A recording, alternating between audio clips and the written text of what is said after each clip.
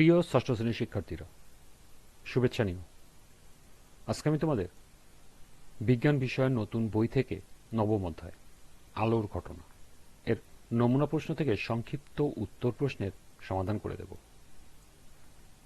প্রথমে তোমাদের বলবো, যারা আমার চ্যানেলটি সাবস্ক্রাইব করো নাই তারা আমার চ্যানেলটি সাবস্ক্রাইব করবে এবং আমার সাথে থাকবে।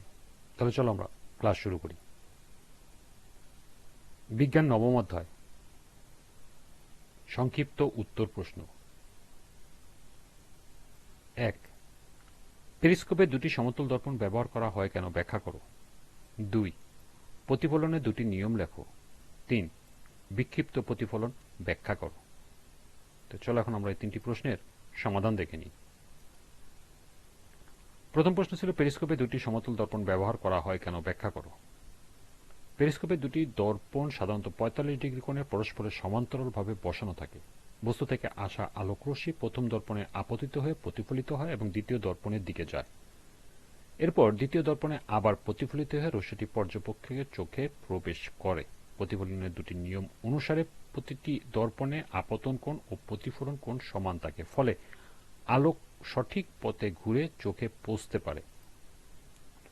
যদি একটিমাত্র দর্পণ ব্যবহার করা হতো তাহলে আলো সরাসরি চোখে পৌঁছাতে পারত না এবং আড়ালের বস্তু দেখা সম্ভব হতো না, আর তাই পেরিস্কোপে দুটি সমতল দর্পণ ব্যবহার করা হয়। 2 নম্বর প্রশ্ন ছিল, প্রতিফলনের দুটি নিয়ম লেখো। আলোর প্রতিফলনের দুটি মূল নিয়ম আছে যেগুলো সব ধরনের প্রতিফলনের ক্ষেত্রে প্রযোজ্য। নিয়ম দুটি হল: ক, আপতন কোণ এবং প্রতিফলন কোণ সবসময় সমান হয়। খ, আপতিত রশ্মি, প্রতিফলিত রশ্মি এবং পৃষ্ঠে আঁকা লম্বরেখা এই তিনটি একই তলে অবস্থান করে। তৃতীয় প্রশ্ন, বিক্ষিপ্ত প্রতিফলন ব্যাখ্যা করো। যখন সমান্তরাল আলোকরশ্মি কোনো খসখসে বা অসমান পৃষ্ঠে আপতিত হয় তখন প্রতিফলিত রশ্মিগুলো বিভিন্ন দিকে ছড়িয়ে পড়ে। এই ঘটনাকে বিক্ষিপ্ত প্রতিফলন বলে।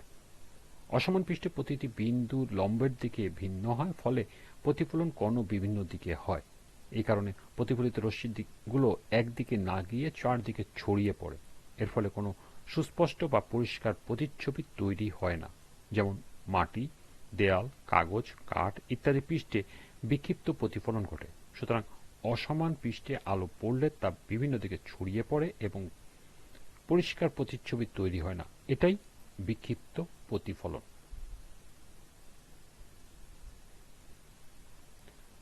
এই ছিল সংক্ষিপ্ত উত্তর প্রশ্ন তিনটির সমাধান। আজকের ক্লাসটি এ পর্যন্তই।